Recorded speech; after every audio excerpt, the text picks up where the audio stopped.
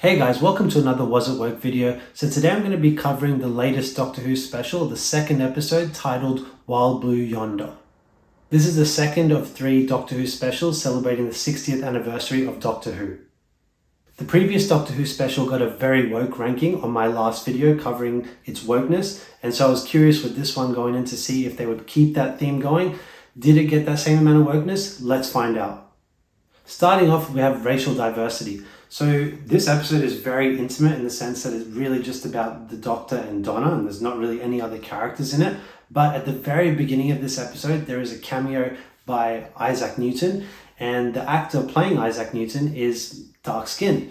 And so it's very well documented that Isaac Newton was a white man, and so they have actively race swapped a very well-known figure in human history, and no other reason other than just for race swapping, because his involvement in this episode is literally only to change the word gravity to mavity, and so that just becomes a joke later on in the episode, but it has his involvement in that opening scene has no other involvement whatsoever throughout this episode. So choosing to race swap him there was no explanation of it. There's nothing like that. It wasn't like this is an alternate timeline or anything like that. No, it's just purely a race swap, and so I'm going to give a 5 out of 10 for racial diversity. The second criteria is LGBTQ representation. So there is a big moment in this episode. It's kind of played off as a nothing kind of moment, but it is quite significant when you think about it. And that is that the Doctor reveals that he is now actually gay. This incarnation of him is gay, as compared to the fact that the 10th Doctor, that's also played by David Tennant, was not gay, but he basically admits in this one now that he now goes for men. And it comes as a surprise to him as much as it is to us. So that is that's an active choice to insert this into the Doctor to make him gay. But that said, so with that happening, normally I'd give this a higher score. But I have to say, outside of that comment of him acknowledging that he is now gay, there is nothing about his actions or his demeanor or anything like that that tries to promote gayness or homosexuality or anything like that. It's just really just a kind of a one-liner in the whole episode, and it has no bearing on anything else. And so for that, I'm going to give this one also a 5 out of 10 for LGBTQ representation. Third is toxic masculinity / feminist messaging. So this episode is miles different to the first one in this regard. There is nothing that really comes out in either of those, and there's not really any toxic masculinity or feminist messaging here. It's just kind of a straight up Doctor Who episode like any old episode. So the characters are very much just acting like their normal selves. You don't feel like they're being forced to say anything that's like goes against their character or their personality for the sake of an ideology. They're just really just being themselves here. And so that to me was a breath of fresh air, and it was like a relief to see. And so I'm just going to give a 0 out of 10 for toxic masculinity / feminist messaging.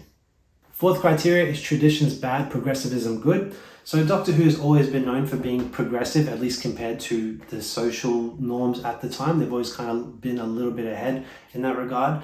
Particularly mentioning like now that this Doctor comes out as gay in this episode and whatnot. But outside of that, there's not really any kind of reference to traditions being bad or, actively being progressive for any particular reason in this episode. So I just have to be fair that it doesn't really tear down any kind of traditions here. And, if you're talking about the lore of a show representing its traditions and what we know about it, at the very end of this episode, they are reunited with Wilf, and you see Wilf is he's happy there, and they treat him with respect and honor that he deserves. So that's a sense of like the tradition of the show and respecting that the fans love that character, and they're going to treat him with grace that he deserves. And so, not much to be seen here. Like, as I said, there is the mention of the gayness, which obviously comes into the LGBTQ stuff, but it's a progressive show by nature. And so for this category, I'm going to give a 4 out of 10 for traditions bad, progressivism good.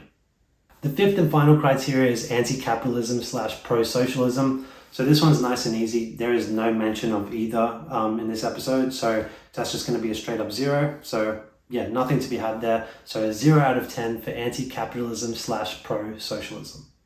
And so the total of those 5 criteria equals 14. We take that 14 and we divide it by the 5 criteria, and that equals 2.8. 2.8 is just into the a little woke territory. Frankly, I'm shocked that this one came in as only a little woke after what we saw in that first episode which which was very woke, the most woke thing that I've covered on this channel.